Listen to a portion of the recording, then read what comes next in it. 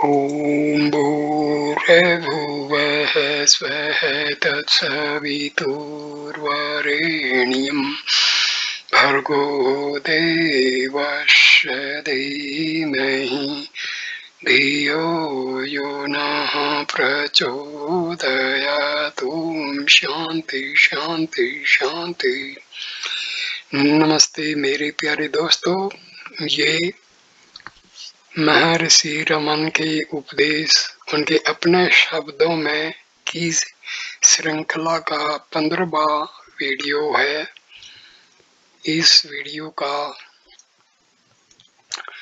Topic है मंत्र और जप। मंत्र एक शब्द या वाक्य खंड है जिसे गुरु दीक्षा विधि के दौरान शिष्य को देता है।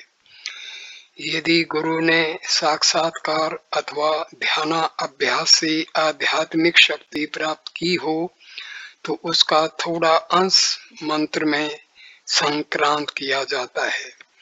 यदि शिष्य इस मंत्र का निरंतर जाप करता है तो गुरु की शक्ति उसको आध्यात्मिक मार्ग पर प्रगति करने में सहायता करती है।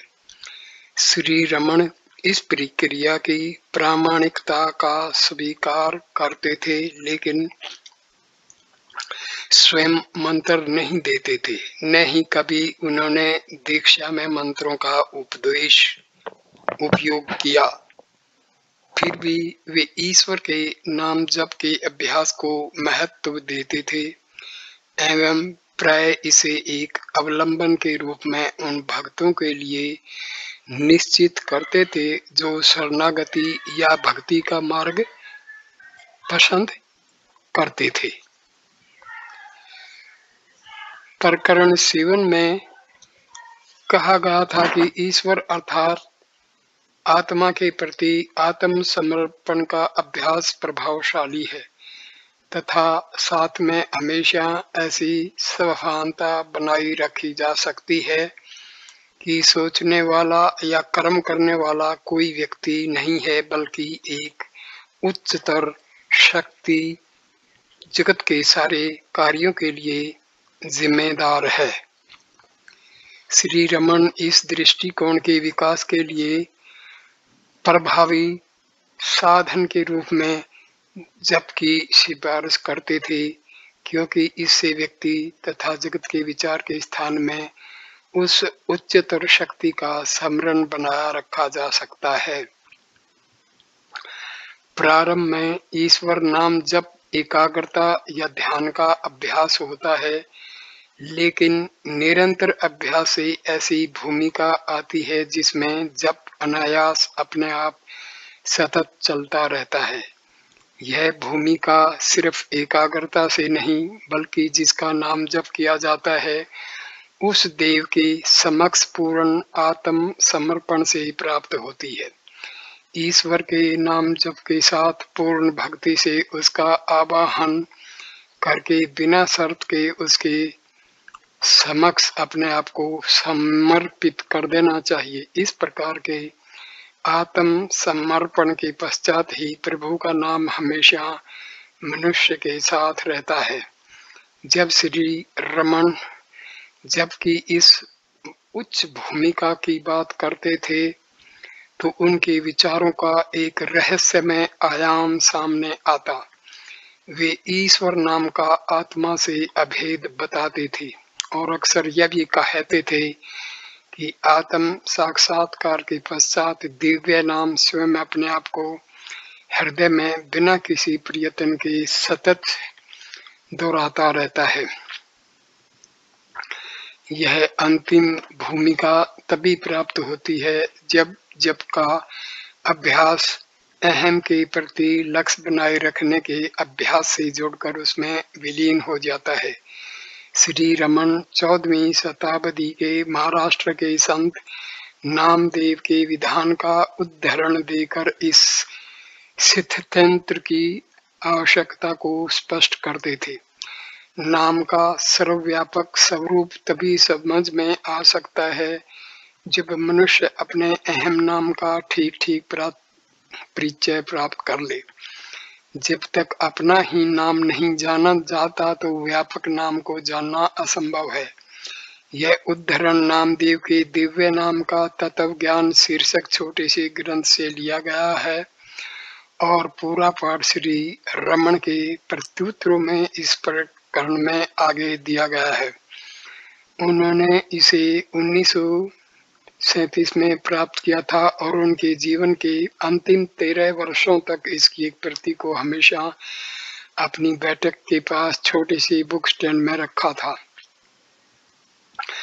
जब मुलाकाती जप के स्वरूप तथा उपयोगिता के बारे में प्रश्न पूछते तो वे प्राय इसको पढ़ते थे। इस विषय में बात करते समय वे इसका अक्सर समर्थन करते थे। इससे यह अनुमान किया जा सकता है कि वे इसकी विषय वस्तु को प्रामाणिक रूप में मान्य करते थे।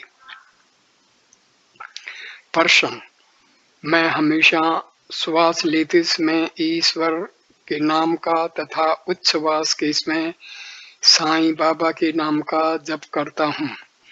इसके साथ मैं बाबा के स्वरूप को भी देखता रहता हूँ। भगवान में भी मैं बाबा को देखता हूँ। मुझे यह अभ्यास जारी रखना चाहिए या बदलना चाहिए?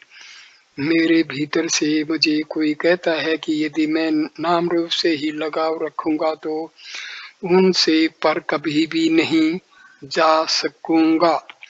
लेकिन नाम रूप को छोड़ने के पश्चात मुझे क्या करना चाहिए यह मैं समझ नहीं पा रहा हूँ। क्या भगवान इस विषय में मेरा मार्गदर्शन करेंगे? महर्षि का उत्तर: आप अपनी वर्तमान पद्धति जारी रख सकते हैं। जब जप अखंड रूप से चलता रहता है तो दूसरे सब विचार शांत हो जाते हैं और मनुष्य अपने सच्चे स्वरूप में स्थित होता है जो जप या ध्यान है। हम अपने मन को जगत के बाह्य पदार्थों के प्रति अभिमुख रखते हैं। इस कारण हम अपने जप रूप सच्चे स्वभाव के बारे में सावधान नहीं होते। जब हम जप अथवा ध्यान के सावधान प्रयत्न से अन्य पदार्थों के विचारों को रोकते हैं तब जो शेष रहता है वह हमारा जप स्वरूप सच्चा स्वभाव है। जब तक आप स्वयं को नाम रूप समझते हैं तो जप के दौरान भी आप नाम रूप से बच नहीं सकते। जब आप जान लेंगे कि आप नाम रूप नहीं हैं तो वे अपने आप छूट जाएंगे। दूसरे किसी भी प्रयत्न की आवश्यकता नहीं। जप अथवा ध्यान स्वाभाविक तथा अनिवार्य रूप से आपको उस ध्येय तक ले जाएगा। वर्तमान में जप साधन है, वह तब ध्येय मालूम पड़ेगा।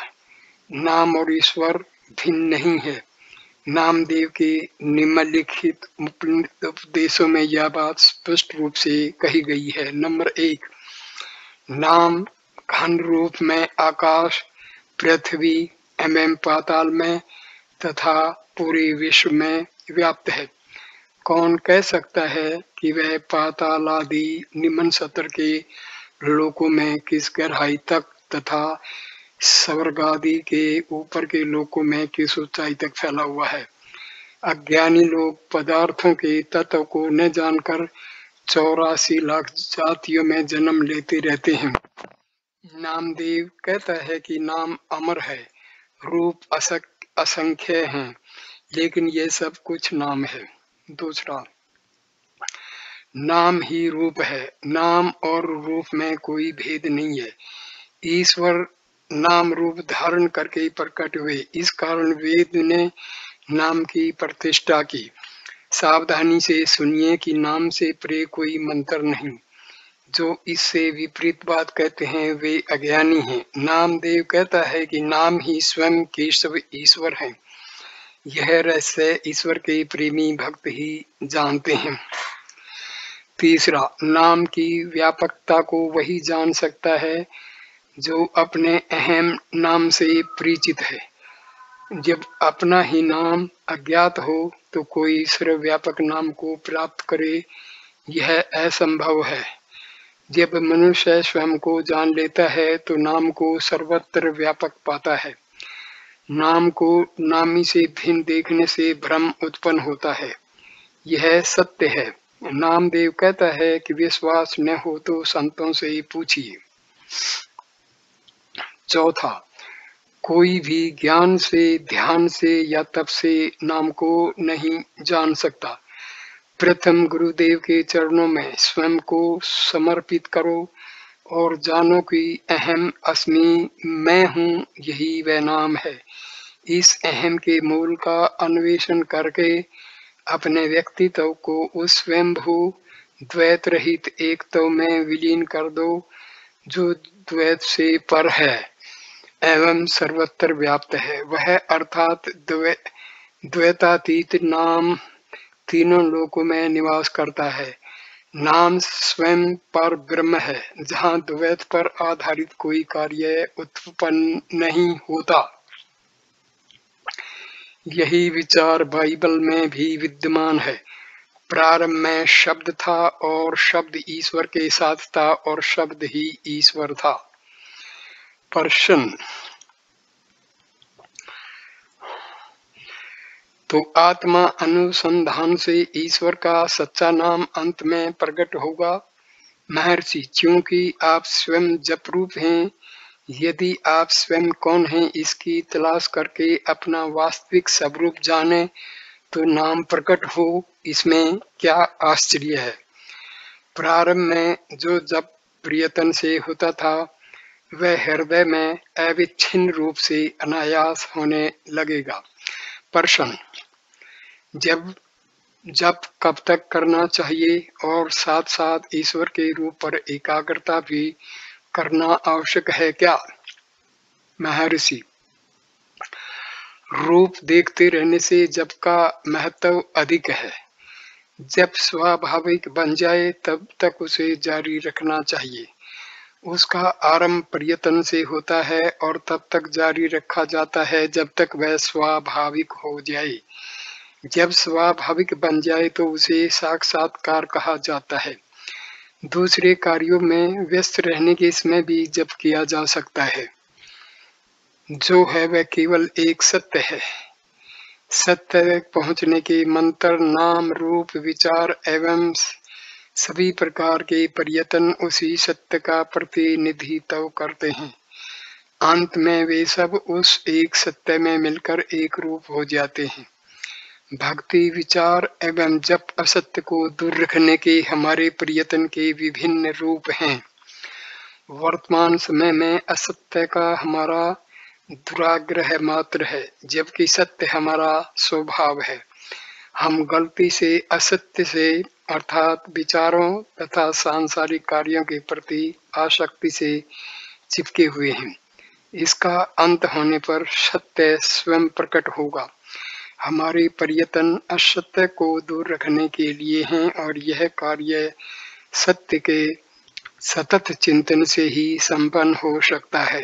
यद्यपि सत्य हमारा स्वरूप है, फिर भी इन अभ्यासों को करते इसमें ऐसा लगता है जैसे हम उसका चिंतन कर रहे हैं। फिर भी इन अभ्यासों को करते समय ऐसा लगता है जैसे हम उसका चिंतन कर रहे हों। जो हम करते हैं वह हमारी वास्तविक सत्ता के प्रकट होने के मार्ग में रहे हुए अवरोधों को दूर करने में परिणत होता है। प्रश्न, क्या हमारे प्रयत्न अवश्य सफल होंगे। महर्षि का उत्तर, साक्षात्कार हमारा स्वभाव है, उसमें कुछ नया प्राप्त नहीं करना है। जो नया है वह नित्य नहीं हो सकता, इसलिए साधक आत्मा को प्राप्त करेगा या उसे खो देगा, ऐसा संदेह अनावश्यक है। प्रश्न, जब हम यह जानते हों कि विचार सच्चा मार्ग है, जप करना अच्छा है क्या। उत्तर, सब पद्धतियां अच्छी हैं, क्योंकि वे धीरे धीरे अंत में साधक को आत्मा अनुसंधान तक ले आएंगी। जप हमारा सच्चा स्वभाव है। जब हमें आत्मा का ज्ञान होता है तब जप अनायास चलता रहता है। एक स्तर पर जो साधन था वह दूसरे पर साध्य बन जाता है। निरंतर अनायास जप होता रहे वह साक्षात्कार है। प्रश्न, मैंने धर्म ग्रंथ नहीं पढ़े हैं और आत्मा अनुसंधान पद्धति मुझे बहुत कठिन लगती है। मैं स्त्री हूँ और 7 बच्चों की माँ हूँ, अतः गृहस्थी के काम तथा चिंताओं के कारण मुझे ध्यान के लिए बहुत समय कम मिलता है। मैं भगवान से प्रार्थना करती हूँ कि मुझे अधिक सरल और सादी पद्धति बताएं। महर्षि का उत्तर, जैसे मनुष्य को अपने आप को देखने के लिए दर्पण की आवश्यकता नहीं होती, वैसे आत्मा को जानने के लिए पढ़ाई अथवा धर्म ग्रंथों के ज्ञान की आवश्यकता नहीं है। सारा ज्ञान अंत में अनात्मा मानकर त्याग देने के लिए ही प्राप्त किया जाता है। नहीं, गृहस्थी के कर्तव्य एवं बच्चों की देखभाल करना विघ्न है। आप और कुछ न कर सकें तो कम से कम अपने आप से मानसिक रूप में मैं कहने का अभ्यास करें, यह पर्याप्त है। जैसा कि मैं कौन हूँ ग्रंथ में बताया गया है। यदि कोई निरंतर मैं सोचता रहे तो यह उसे आत्मनिष्ठा की अवस्था तक पहुंचा देगा। आप कोई भी कार्य करती हों, उठते बैठते या चलते समय इसे बार बार दोहराते रहें। अहम ईश्वर का नाम है और सब मंत्रों में प्रथम एवं सबसे महान है। ओंकार भी दूसरे स्थान में है। प्रश्न, मन के संयम से लिए जपा जप या ओंकार जप अच्छा है? उत्तर, जपा जप के बारे में आपका क्या ख्याल है? मुख से सोहम सोहम रटना अजपा है। वस्तुतः अजपा का अर्थ वह जप है जो मुख से उच्चारित हुए बिना अनिच्छिक रूप से अनायास अपने आप चलता रहता है, उसे जानना। इस वास्तविक अर्थ को जाने बिना लोग यह सोचते हैं कि मुख से सोहम सोहम जप हजारों लाखों बार उंगली से या माला से गिनकर किया जाना चाहिए। जप का प्रारंभ करने से पहले प्राणायाम करना चाहिए, ऐसा शास्त्र विधान है। अर्थात पहले प्राणायाम करके पश्चात जप शुरू करना चाहिए। प्राणायाम के दौरान मुख बंद रखना होता है कि नहीं? यदि प्राण की गति रोककर शरीर के 5 महाभूतों को एक साथ बांधकर उनका संयम किया जाए तो शेष सच्चा आत्मा रहता है। स्वयं आत्मा हमेशा अपने आप अहम अहम दोहराता रहता है। यह अजपा है। इसको जानने के बाद मौखिक जप का अजपा कैसे कहा जा सकता है? सच्चा आत्मा अपने आप अनैच्छिक रूप से अखंड तैल धारावत अंतहीन रूप से जप करता रहता है। उसका दर्शन करना अजपा या गायत्री या सब कुछ है। यदि आप जाने कि जप कौन कर रहा है तो आप जान लेंगे कि जप क्या है। यदि आप तलाश करें और जानने का यत्न करें कि वह कौन है जो जप कर रहा है तो वह जप स्वयं आत्मा बन जाता है। प्रश्न, मौखिक जप से कोई लाभ नहीं है क्या? उत्तर, किसने कहा कि लाभ नहीं है? ऐसा जप चित्त को शुद्ध करेगा। जैसे जैसे जप निरंतर किया जाएगा, यह प्रयत्न जल्दी से या देर से सच्चे मार्ग पर ले जाएगा। अच्छा या बुरा जो भी किया जाता है वह निष्फल नहीं होता। केवल व्यक्ति के विकास सत्र के अनुसार इनके भेद तथा गुण दोष बनाए जाते हैं। प्रश्न, मौखिक जप से मानसिक जप अधिक अच्छा नहीं है क्या? उत्तर, मौखिक जप ध्वनि रूप होता है। ध्वनि विचार से उत्पन्न होते हैं। क्योंकि विचारों को शब्द में व्यक्त करने से पूर्व सोचना पड़ता है। मन विचारों से बनता है, इसलिए मानसिक जप मौखिक से अच्छा है। प्रश्न, हमें ध्यान के साथ साथ मंत्र को मुख से नहीं बोलना चाहिए?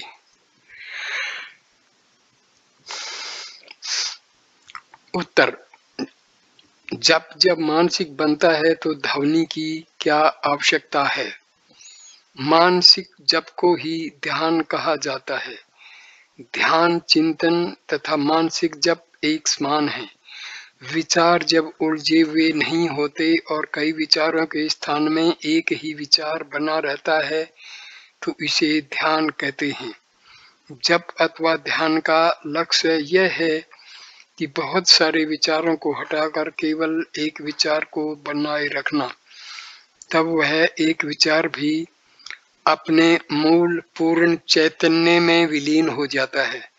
मन जप में जुड़ जाता है और तब अपने मूल में समा जाता है। प्रश्न, कहते हैं कि मन मस्तिष्क से उत्पन्न होता है। उत्तर, मस्तिष्क कहाँ है? शरीर में। मैं कहता हूँ कि स्वयं शरीर मन का प्रक्षेपण है। जब आप शरीर के बारे में सोचते हैं तब मस्तिष्क के विषय में बोलते हैं। मन शरीर को तथा उसमें रहे हुए मस्तिष्क को भी उत्पन्न करता है और मन ही यह निश्चित करता है कि मस्तिष्क उसका स्थान है।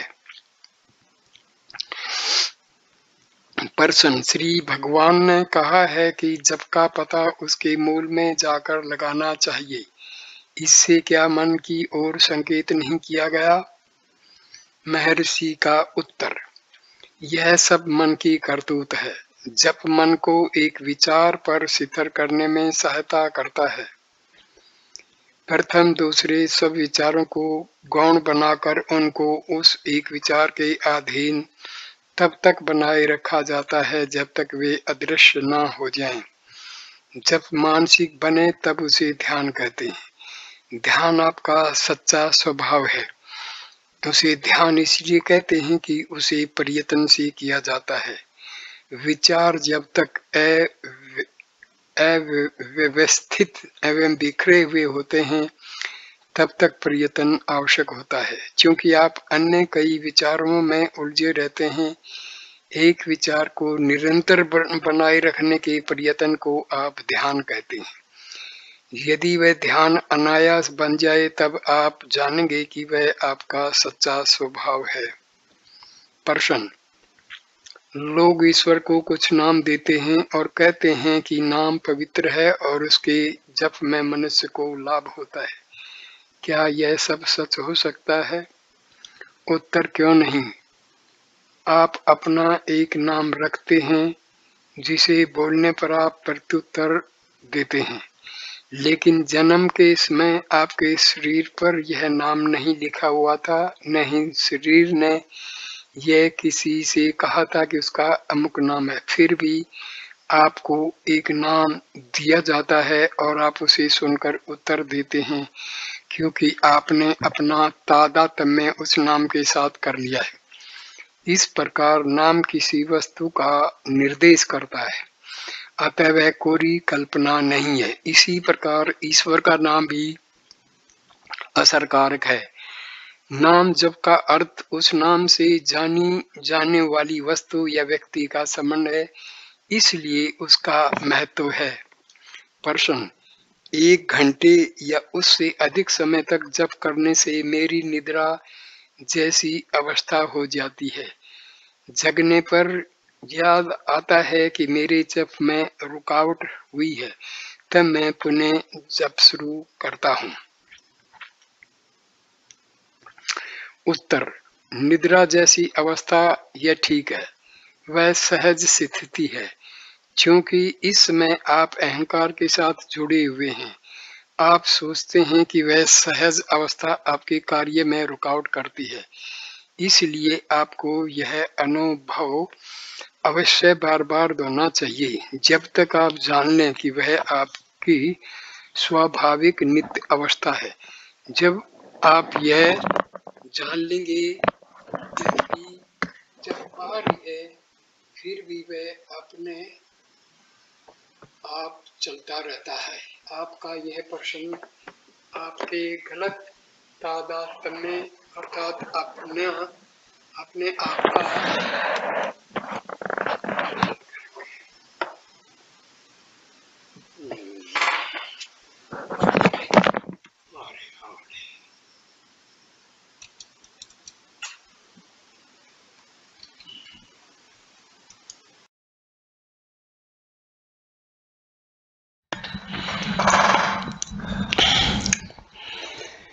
बीच में थोड़ी सी रुकावट आ गई थी। मैं दोबारा इस प्रश्न को दोहरा रहा हूँ। प्रश्न: 1 घंटे या उससे अधिक समय तक जप करने से मेरी निद्रा जैसी अवस्था हो जाती है। जगने पर याद आता है कि मेरे जप में रुकावट हुई है, तब मैं पुनः जप शुरू करता हूँ। उत्तर: निद्रा जैसी अवस्था यह ठीक है, वह सहज स्थिति है। क्योंकि इस समय आप अहंकार के साथ जुड़े हुए हैं, आप सोचते हैं कि वह सहज अवस्था आपके कार्य में रुकावट करती है, इसलिए आपको यह अनुभव अवश्य बार बार दोहराना चाहिए जब तक आप जान लें कि वह आपकी स्वाभाविक नित्य अवस्था है।